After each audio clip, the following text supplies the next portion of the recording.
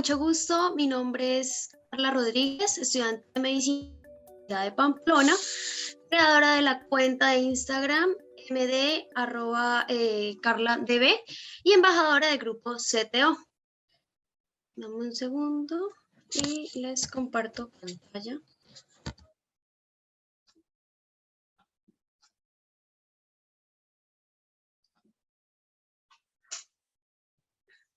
Bueno, es un gusto para mí estar hoy, el día de hoy con ustedes. El tema del cual vamos a hablar es el síndrome de ovario poliquístico, un tema de gran importancia y alta prevalencia en ginecología. Bueno, para llevar un orden de la charla, vamos a iniciar por generalidades, pasado por etiología y factores de riesgo, fisiopatología, presentación clínica, diagnóstico, manejo y un par de extras que les traigo al final. Bueno, generalidades. Para entender la patología debemos partir de lo más básico, y es conocer el aparato reproductor femenino, que consta de útero, trompa de falopio, ovarios y vagina. Ahora, ubicándonos en los ovarios específicamente, hay que saber que aquí es donde madurarán los óvulos, estimulados por la glándula pituitaria. Esta acción es realizada mensualmente. Debemos tener claro que esta glándula tendrá la función de liberar dos hormonas principales, la luteinizante y la folículo estimulante. Estas van a viajar a través del torrente sanguíneo hasta llegar a los ovarios y aquí se van a encargar de la maduración del óvulo. Debemos recordar la parte anatómica, los ovarios se van a localizar comúnmente cerca de las paredes laterales de la pelvis y van a estar suspendidos por el mesovario, parte del ligamento ancho. De igual forma, el ovario también se va a fijar al útero por el ligamento propio del ovario, que se va a extender también dentro del mesovario. La función principal de los ovarios va a ser la producción de los óvulos. Durante la ovulación, el ovario derecho o el izquierdo va a producir un solo óvulo maduro, el cual se va a desprender durante la menstruación y estará listo para la fecundación. La otra función de los ovarios es la de producir los estrógenos y la progesterona, los cuales son los encargados del adecuado funcionamiento de los órganos sexuales de la mujer. Bueno, continuando, tenemos ahora el ciclo menstrual. Debemos saber que esta es la forma en la que las mujeres producimos estrógeno. Además de esto, progesterona, las cuales son indispensables para nuestra salud. En la menstruación, como esta se puede presentar cada mes. Durante la primera fase del ciclo, el cuerpo produce un estrógeno de gran importancia, mejor conocido como estradiol, y este va a estar representado por la línea verde aquí en la gráfica. El estradiol es una hormona que estimula el humor y la libido y tiene muchos otros beneficios para la salud, tanto en los huesos, músculos, cerebro, corazón y piel. Y algo muy importante que tiene como función es el metabolismo que mejora la respuesta de la insulina. Algo que tenemos que tener claro es que el estradiol se encarga de estimular el revestimiento del útero para crecer, engrosarse y prepararse para un bebé, ya sea porque la mujer desee o no quedar en embarazo. Mientras más estradiol haya, más gruesa será la capa del útero y el periodo será más abundante. Es por esa razón que llegamos a la segunda fase. Esta solo se da cuando hay ovulación y el cuerpo va a producirnos progesterona, la cual va a estar representada por la línea morada. La progesterona es importante ya que contrarresta el efecto que se nos ha presentado por el estrógeno.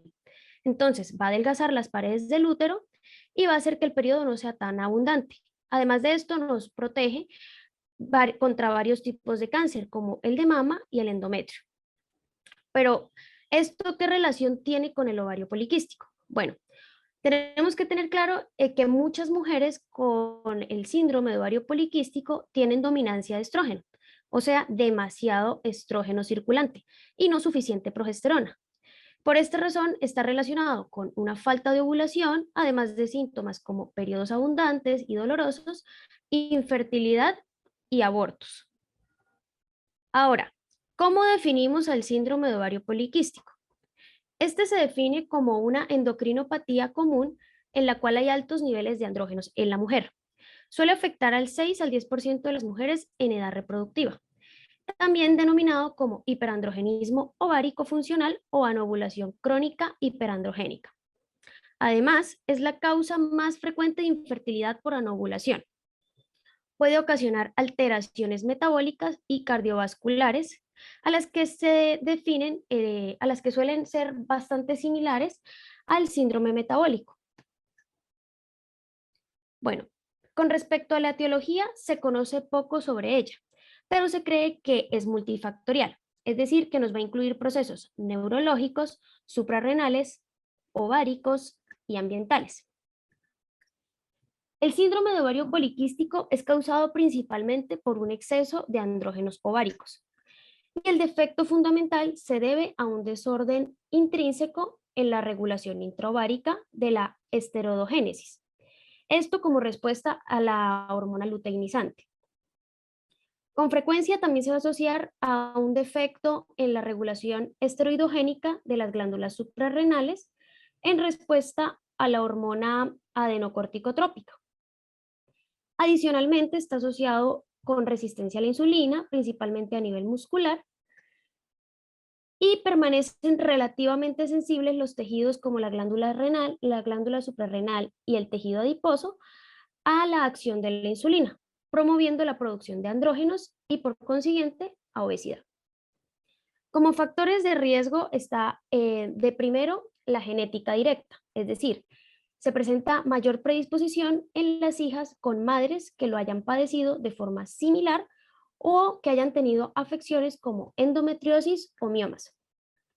Otros factores que también pueden favorecer la aparición de quistes a nivel ovárico son el sedentarismo, la obesidad y la mala alimentación.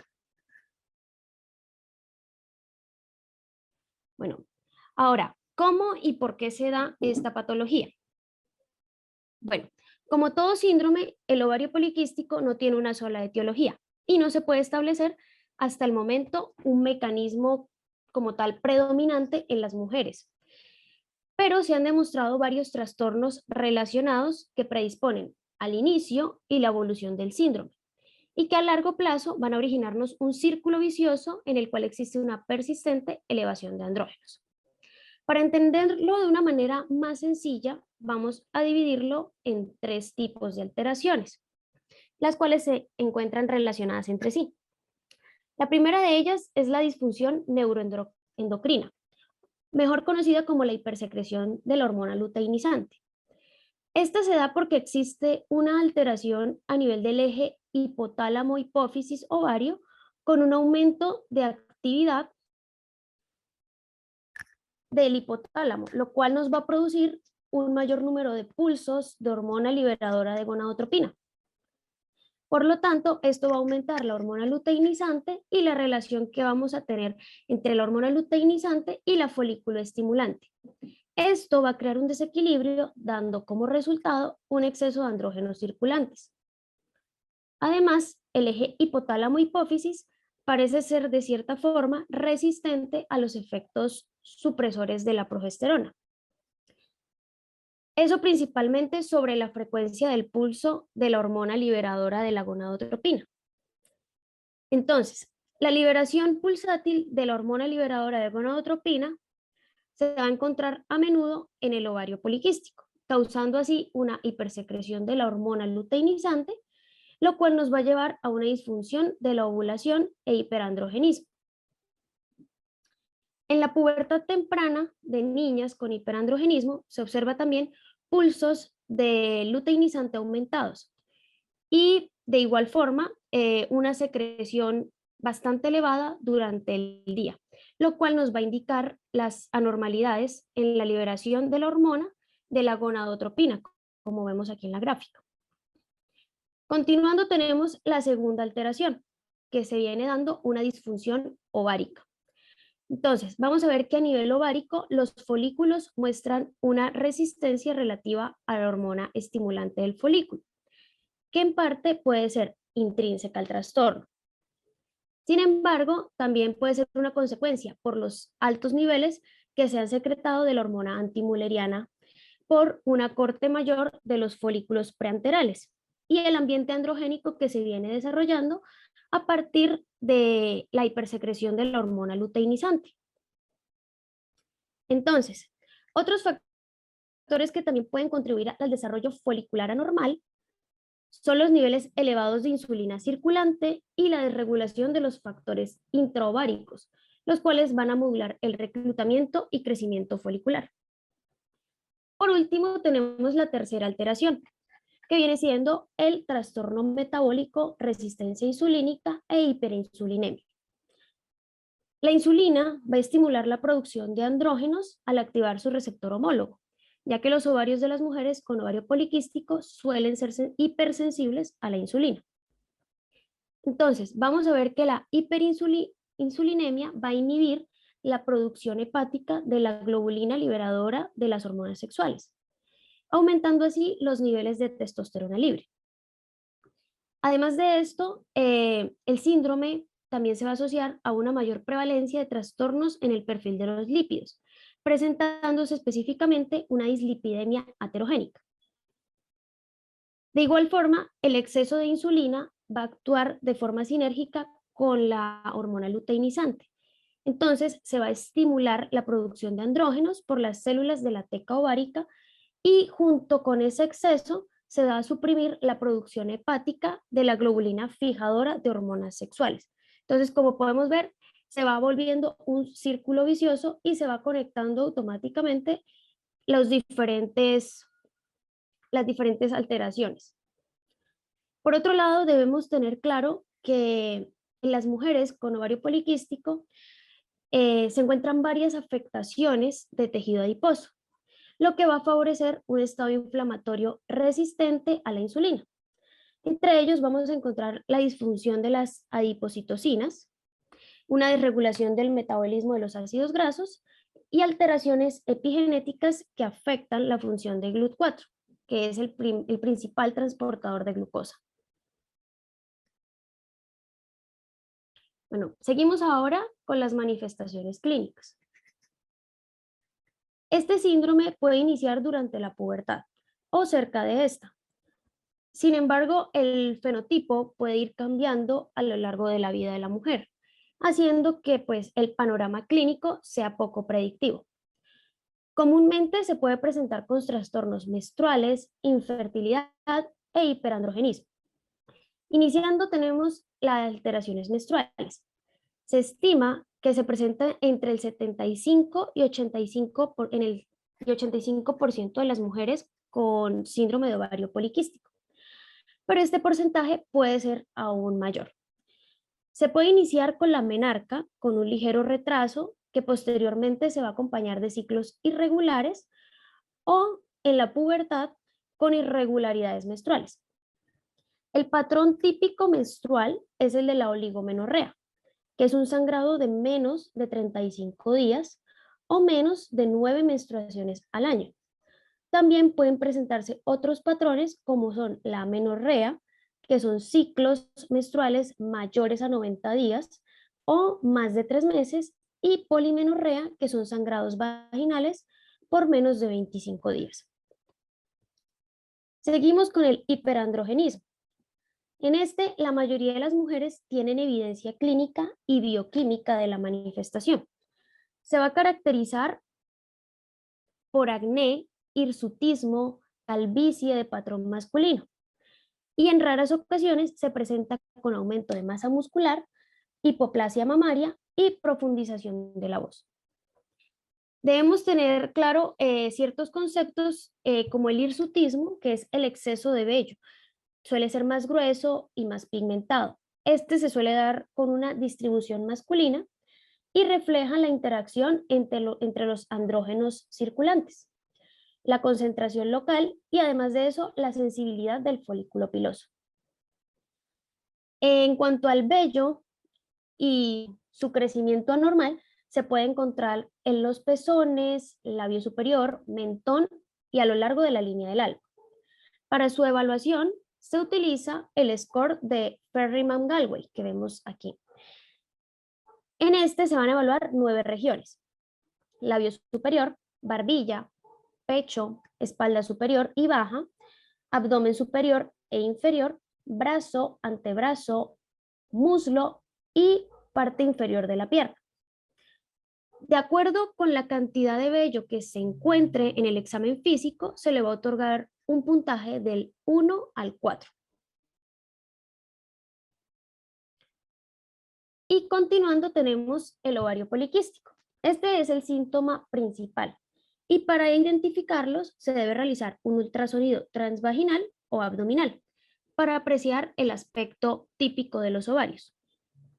Se describen entonces como un ovario con 12 o más folículos de 2 a 9 milímetros o un ovario de 10 cc por ecografía transvaginal. Hay que tener en cuenta algo y es que el aspecto morfológico de un ovario poliquístico no es exclusivo de estas pacientes, ya que se puede presentar entre el 10 y el 20% de las mujeres sanas con ciclos menstruales regulares. Principalmente si la ecografía se toma en la etapa folicular o de reclutamiento, es decir, durante los días 1 al día 5 del ciclo, como vemos en esta gráfica. En la primera podemos observar los ovarios poliquísticos, como lo describe la literatura, es decir, ovario con 12 o más folículos, mientras que en la ecografía inferior vemos a un ovario en la etapa folicular. Entonces ahí ya vemos 4 a 6 folículos en cada ovario, pero su aspecto multifolicular es totalmente fisiológico y normal, no es patológico. Entonces, a la hora del diagnóstico debemos tener en cuenta en qué día del ciclo estamos tomando la ecografía. Otros síntomas que también se pueden presentar van a ser metabólicos y emocionales. En cuanto a la parte metabólica, está vinculado con la obesidad, intolerancia a la glucosa que puede desencadenar una diabetes tipo 2, dislipidemia e hígado graso. Por el lado de las sintomatologías emocionales, vamos a ver cambios de humor bastante drásticos, atracones de comida, cansancio, fatiga e incluso se puede llegar a presentar cefaleas. Y si el diagnóstico no se da de forma oportuna, se pueden presentar complicaciones, las cuales pueden ser obstétricas o ginecológicas. Entonces, en el caso de las mujeres embarazadas con síndrome de ovario poliquístico, existen ciertos efectos negativos, principalmente en los resultados materno-fetales. Vemos que la principal de las complicaciones va a ser la infertilidad y se representa en un 75% de las pacientes con anovulación. Otras complicaciones pueden ser la diabetes gestacional y estados hipertensivos del embarazo. Como sabemos, el embarazo normal induce un estado de resistencia a la insulina, la cual se puede manifestar como tolerancia a la glucosa alterada o diabetes gestacional. Las mujeres con síndrome de ovario poliquístico suelen presentar una elevada incidencia de resistencia a la insulina, de la que se puede esperar entonces un riesgo en cuanto al desarrollo de diabetes gestacional. Asimismo, se ha reportado un incremento del riesgo de abortos, estados hipertensivos del embarazo y complicaciones perinatales. Por otro lado, están las complicaciones de índole ginecológico. La primera de ellos es el cáncer. En las mujeres con síndrome de ovario poliquístico se ha reportado un incremento del riesgo de diversas neoplasias ginecológicas, las cuales incluyen cáncer de endometrio, mama, ovario, y el hecho de que haya una anovulación crónica se da entonces una exposición prolongada a estrógenos y por consiguiente una deficiencia de progesterona. Y esto puede contribuir a un incremento del riesgo para ciertos tipos de cáncer. Por otro lado está la hiperplasia endometrial y el cáncer de endometrio. Tanto la hiperplasia como el cáncer de endometrio se han relacionado con una exposición prolongada a estrógenos, ya que no hay una circulación constante de progesterona y, como lo mencioné anteriormente, la progesterona es un protector que tenemos las mujeres para evitar ciertos tipos de cáncer a nivel ginecológico. Continuando, tenemos el diagnóstico. Entonces, han habido ciertos criterios que han variado a través del tiempo y se basan en la clínica del paciente. El primero de ellos fue NIG en 1990, los cuales establecían un diagnóstico a partir de la presencia simultánea de hiperandrogenismo y trastorno menstrual. En el 2003 salieron los criterios del consenso de Rotterdam, que se basan en la presencia de al menos 2 de 3 de los síntomas, que son hiperandrogenismo, disfunción ovulatoria y la morfología del ovario vista por medio de una ecografía. Y por último está la del 2006, que es de la Sociedad de Exceso de Andrógenos y SOP. En esta se basaban en la presencia simultánea de hiperandrogenismo, disfunción ovulatoria y morfología del ovario poliquístico. Finalmente, en el 2012, el NIG realiza una reevaluación de la literatura, llegando al consenso de que los criterios de Rotterdam son los más claros hasta el momento. Entonces, ellos son los que utilizamos actualmente para el diagnóstico acertado del ovario poliquístico. Entonces, ¿en qué se basan los criterios de Rotterdam? El primero de ellos es la oligo o anovulación. Como lo he mencionado durante la charla, la mayoría de las mujeres con ovario poliquístico presenta algún grado de trastorno menstrual. En la mayoría de los casos corresponde a la oligomenorrea o amenorrea. Aquí hay que tener en cuenta algo, y es que los ciclos menstruales irregulares y la escasa ovulación son más frecuentes en la adolescencia. Y algo que debemos tener presente a la hora del diagnóstico es que al año de la menarquia, el 65% de las adolescentes ya tienen ciclos regulares. Y a los 3 años, el 90% de las adolescentes tiene un patrón de 10 o más ciclos por año. Por esta razón, se ha sugerido esperar hasta 2 años luego de la menarquia para valorar la regularidad de los ciclos y si éste tiene algún tipo de alteración. Otra cosa que hay que tener clara es la presencia de ciclos regulares. Esto en caso de las mujeres sin hiperandrogenismo y puede ser usado como evidencia de ovulación normal.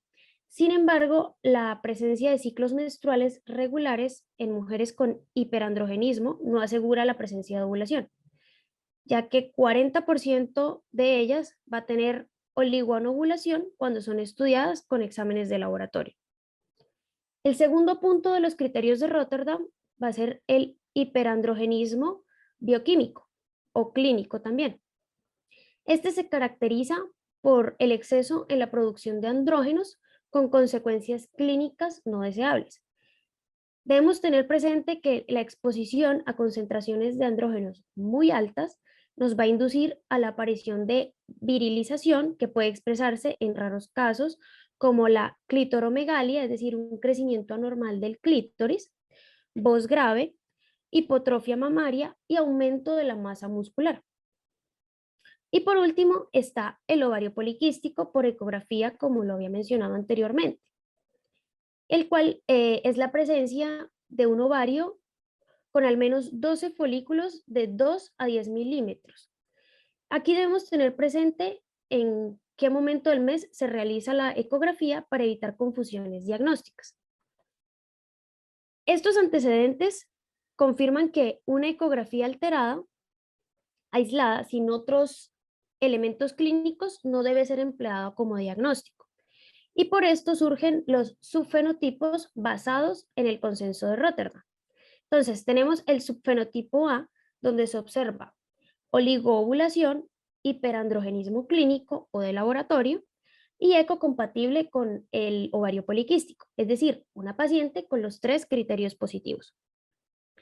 Seguido está el subfenotipo B, el cual se presencia una oligoovulación e hiperandrogenismo clínico o de laboratorio. En el subfenotipo C podemos ver una paciente con hiperandrogenismo clínico o de laboratorio y una eco compatible con ovario poliquístico.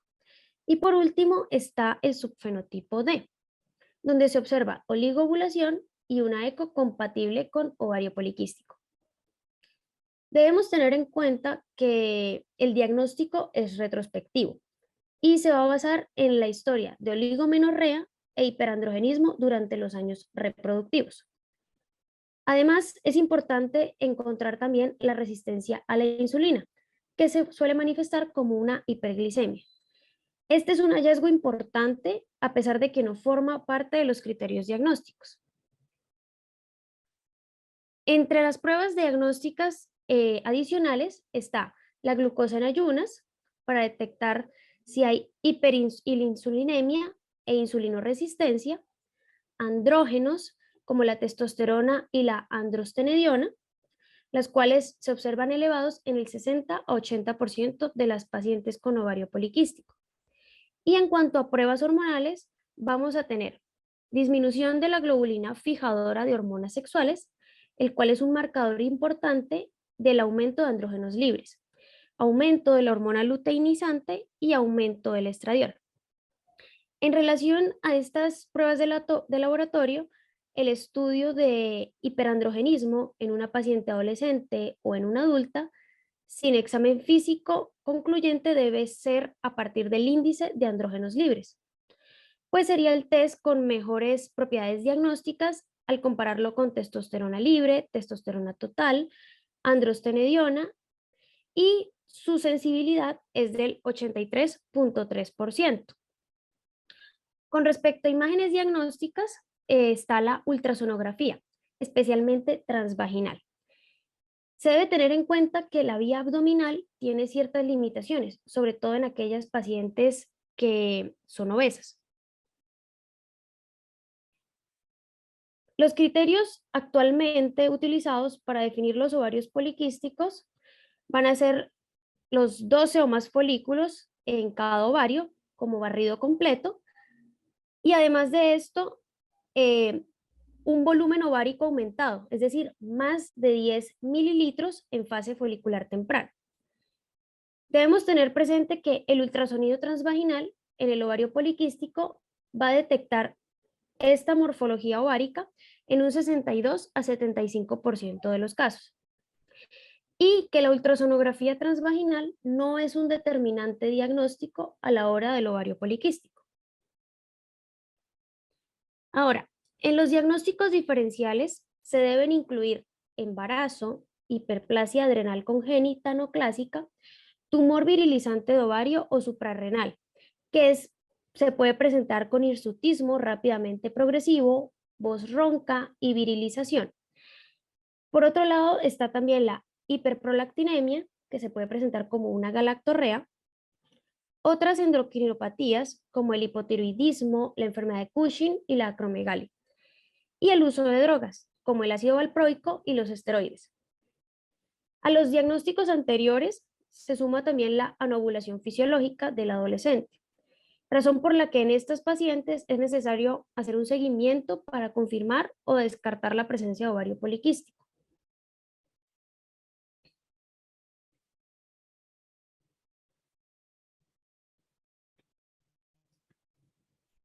Seguimos ahora con el tratamiento. Aquí debemos tener claro que no se puede hablar de un tratamiento específico, porque cada mujer debe manejarse de forma individualizada. Está entonces como primera estrategia del tratamiento la pérdida de peso y control del peso, ya que se ha demostrado que una disminución del 5 al 10% del IMC tiene un impacto positivo en los resultados psicológicos, reproductivos y complicaciones metabólicas de la patología. Pero algo que se debe tener en cuenta es que el hecho de que la paciente cambie su estilo de vida ha mejorado la resistencia a la insulina y a largo plazo se muestra como una mejoría en el perfil hormonal. ¿Por qué se considera como la primera estrategia y no vamos directamente a los fármacos? Debemos recordar que es común que las pacientes presenten resistencia a la insulina, además de problemas de obesidad. Por tanto, es importante desarrollar hábitos de vida saludable, ya sea realizando actividad física, disminuir el consumo de carbohidratos y de azúcar. Entonces, la terapia para el ovario poliquístico se va a centrar en 4 puntos claves. El primero de ellos va a ser suprimir y contrarrestar la secreción y acción de los andrógenos. Segundo, proteger el endometrio y corregir la disfunción menstrual. Tercero, mejorar el estado metabólico. Y cuarto, mejorar la fertilidad ovulatoria. Para los farmacológicos, debemos tener en cuenta si la paciente quiere o no tener hijos al momento del diagnóstico. Entonces, vámonos en el caso de que la mujer no quiera tener hijos. Para este tipo de pacientes, la primera opción terapéutica son los anticonceptivos orales. Estos fármacos van a suprimir la secreción de hormona luteinizante y por tanto van a disminuir la biosíntesis de andrógenos ováricos. Y además nos va a permitir una descamación regular del endometrio, con lo que se evita el riesgo de hiperplasia endometrial y cáncer de endometrio. ¿Qué tipo de anticonceptivos se deben y cuáles no usar? Entonces, la progestina, que es un prostágeno sintético que tiene efectos similares a la progesterona. Si hablamos en el caso del norgestrel y el levonorgestrel, no son recomendables, ya que suelen exacerbar las manifestaciones cutáneas del hiperandrogenismo, ya que tienen una actividad androgénica bastante alta. Por otro lado, están las progestinas, que son las más recomendadas, como el acetato de ciproterona, la drospirenona y el acetato de clormadiona. Y el dienogest. Estos van a tener un efecto antiandrogénico, por lo que se recomienda como tratamiento anticonceptivo más específico. En el caso de la drospirenona, al ser un derivado de la espironolactona, va a tener un efecto beneficioso sobre la resistencia insulínica. El acetato de clormandiona, por ejemplo, va a tener la capacidad de reducir la actividad de la 5-alfa reductasa a nivel de la piel, lo que va a mejorar el acné en la paciente. Pero, ¿qué pasa si la mujer quiere tener hijos al momento del diagnóstico? Entonces, para ese tipo de pacientes existen los inductores de ovulación, como es el citrato de clomifeno. Estos van a actuar bloqueando los receptores de estrógenos en la hipófisis y van a provocar un incremento en la producción de la hormona folículo estimulante, con el subsecuente estímulo en el desarrollo de uno o más folículos dominantes que van a terminar induciendo la ovulación. En este tipo de pacientes se debe llevar un seguimiento ultrasonográfico para descartar el probable desarrollo de múltiples folículos. Otra opción de tratamiento para este tipo de pacientes son las gonadotrofinas. Esta es la segunda línea de tratamiento y es indicado en aquellas mujeres con ovario poliquístico y resistencia al clomifeno. Con esta medicación hay mayor riesgo de embarazos múltiples y eso debemos tenerlo claro a la hora de indicarlo en una paciente, ya que se presenta un síndrome de hiperestimulación ovárica. Se debe recomendar una dosis baja al iniciar y debe irse aumentando de acuerdo con la respuesta a la estimulación. Hay que tener claro también que en este tipo de pacientes se debe realizar controles estrictos con ecografía y medición del estradiol. Bueno, pero ¿qué pasa con aquellas pacientes que desarrollan vello excesivo, pérdida de cabello o acné incontrolable? Para estas pacientes se debe manejar antiandrogénicos. Estos van a actuar en la síntesis de andrógenos a nivel ovárico y suprarrenal. Entonces, el primero de ellos es la espironolactona, un antagonista de la aldosterona que inhibe el citocromo P450, necesario para la síntesis de andrógenos tanto a nivel ovárico como suprarrenal. Además, va a inhibir la acción de la dihidrotestosterona al ocupar sus receptores. Hay que tener claro con este tipo de fármacos que deben ser suspendidos por lo menos 3 meses antes de la búsqueda de embarazo, ya que puede generar malformaciones principalmente en los genitales externos de los fetos masculinos. Y el segundo de los fármacos antiandrogénicos es la flutamida. Es una sustancia no esteroidea que se une con gran afinidad al receptor de andrógenos, actuando por competencia del mismo. Esta es muy efectiva como antiandrogénico, pero tiene un problema y es que es un fármaco hepatotóxico, por lo que no se recomienda usar dosis mayores a 250 miligramos al día. Y claramente se debe tener un control de la función hepática mientras la paciente esté en tratamiento. Ahora, para pacientes que presentan resistencia a la insulina, están los antidiabéticos orales, como es el caso de la metformina y las glitazonas. Estas mejoran la disfunción metabólica del ovario poliquístico.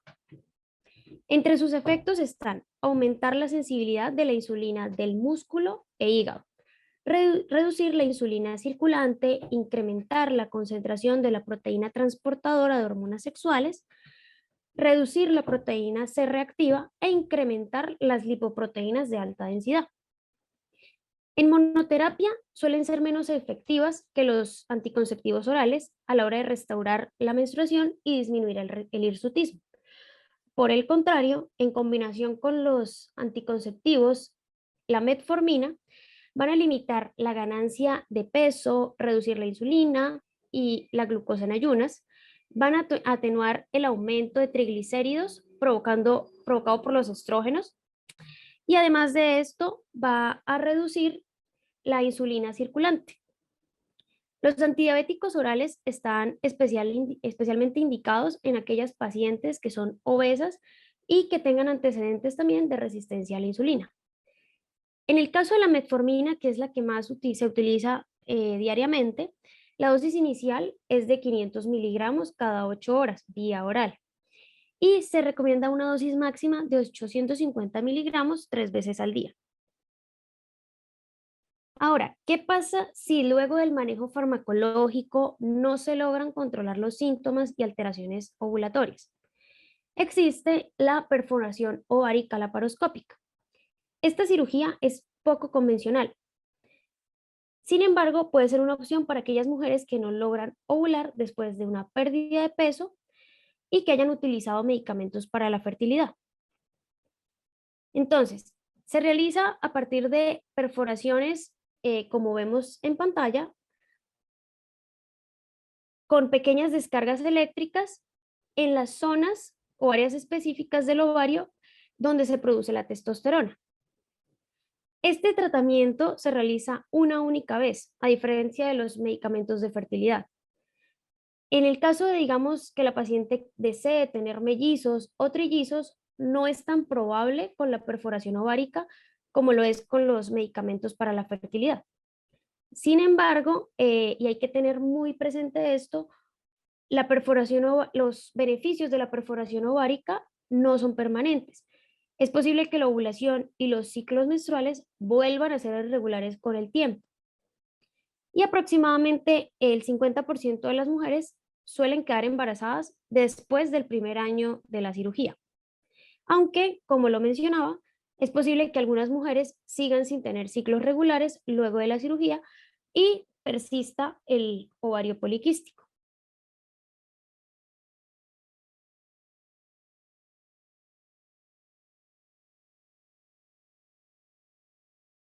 Bueno, ahora a manera de dinámica les traje dos casitos clínicos que se encuentran en los manuales de CTO y que me gustaría que pues por medio de los comentarios participen y me digan qué respuesta le darían a cada uno de ellos. Entonces, el primer caso clínico es de una paciente de 28 años, obesa, con ciclos irregulares y abundante vello en los brazos, espalda y línea alba, que consulta por esterilidad primaria de 2 años de evolución. ¿Cuál sería su primera recomendación para conseguir un embarazo?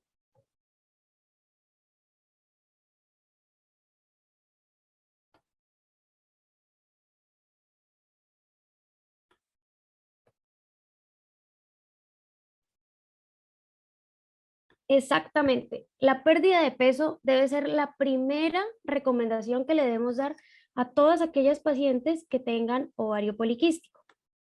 Ahora, para el diagnóstico del ovario poliquístico, según el consenso de Rotterdam, se deben cumplir dos de tres criterios. ¿Cuál no es un criterio diagnóstico?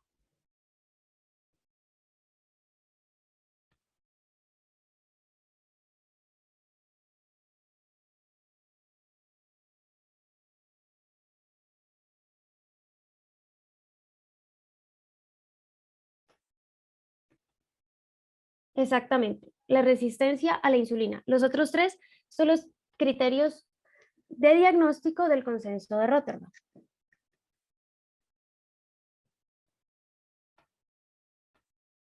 Bueno, esta es la bibliografía que les traigo como recomendación. Si desean también ver otros casos clínicos como los que les traje aquí, los pueden encontrar en el manual de CTO de ginecología y obstetricia.